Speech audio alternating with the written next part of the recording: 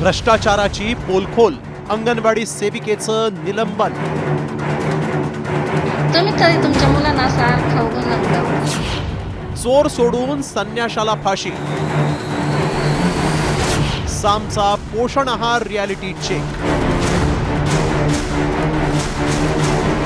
महाराष्ट्रातील अंगणवाडी असो वा जिल्हा परिषद शाळा, लहान मुलांच्या आणि मातांच्या आरोग्याशी खेळ सुरू असल्याचा धक्कादायक प्रकार पुन्हा एकदा समोर आलाय. आंबेगाव तालुक्यातल्या अंगणवाडीमध्ये निकृष्ट आहार दिला जात असल्याचा पर्दाफाश करणाऱ्या अंगणवाडी सेविकेवरच आता निलंबनाची कारवाई करण्यात आली. अंगणवाडी सेविका देवयानी पारधी यांनी न शिजणाऱ्या वाटाण्याचा एक व्हिडिओ इंस्टाग्रामवर टाकून प्रशासनाला जाब विचारला होता. तुम्हाला वाटत असेल हा वाटाणा कच्चा आहे, पण हा वाटाणा कच्चा नाही, हा वाटाणा शिजलेला आहे. मात्र दोषींवर कारवाई करण्याच्या ऐवजी देवयानी यांच्यावरच निलंबनाची कारवाई करण्यात आली. त्यामुळे देवयानी यांनी आता निराशेपोटी थेट आत्महत्येचाच इशारा दिलाय. जर हा वाटाणा शिजत नाही, भरडा लापशी व्यवस्थित होत नाही, तुम्ही तरी तुमच्या मुलांना असा आहार खाऊ घालान का? तर आम्ही रोज मुलांना असा आहार खाऊ घालतोय. आमच्या अंगणवाडीत येणारा हा माल आहे ना, खरंच बंद करा. नकोय असा निकृष्ट दर्जाचा माल, थोडा द्या पण चांगला द्या. आमच्या मुलांच्या आहाराच्या बाबतीत तरी आमच्या मुलांशी असं खेळ खेळू नका. आज जर अंगणवाडीतल्या मुलांना काही झालं तर याला सर्वस्वी जबाबदार अंगणवाडी सेविकेला धरतात, ICDSच्या अधिकाऱ्यांना जबाबदार धरत नाही. तर ह्यातनं माझं काय चुकलं की जेणेकरून ICDSच्या अधिकाऱ्यांनी मला अंगणवाडीतून कायमस्वरूपी कामावरून काढण्याचं नोटीस काढताय.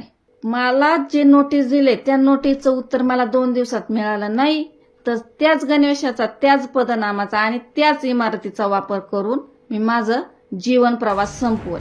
मात्र चोर सोडून संन्याशाला फाशी देण्याचा हा अजब प्रकार महिला आणि बालविकास खात्यानं केल्यानं खासदार अमोल कोल्हेंनी संताप व्यक्त केलाय. आधी 11 शिट्ट्या देऊन जे हरभरे, वाटाणे आणि काबुली चणे शिजत नाहीत ते आधी खाऊन दाखवावे. या भगिनीवर कारवाई करण्याआधी हे जे कोणी ठेकेदार आहेत, हे जे कोणी पुरवठादार कंत्राटदार आहेत, ते पुरवठादार कंत्राटदार आणि या शालेय पोषण आहाराच्या साहित्याच्या गुणवत्तेची तपासणी करणारे अधिकारी यांच्यावर आधी कारवाई करण्यात यावी, अशी मी माननीय मुख्यमंत्री महोदयांना विनंती करतो. दरम्यान अंगणवाडी सेविकेनं रील काढण्याच्या ऐवजी लेखी तक्रार द्यायला हवी होती, असं म्हणत गटविकास अधिकाऱ्यानं या कारवाईचं समर्थन केलंय. त्यांनी जे सोशल मीडियावर व्यक्त झाल्यात ना, त्या सोशल मीडियावर, तर कोणताही शासकीय कर्मचारी असो, मानधन तत्व असो किंवा रेग्युलर असो, आम्हाला काही मर्यादा आहे, तसे शासन निर्णय आहेत.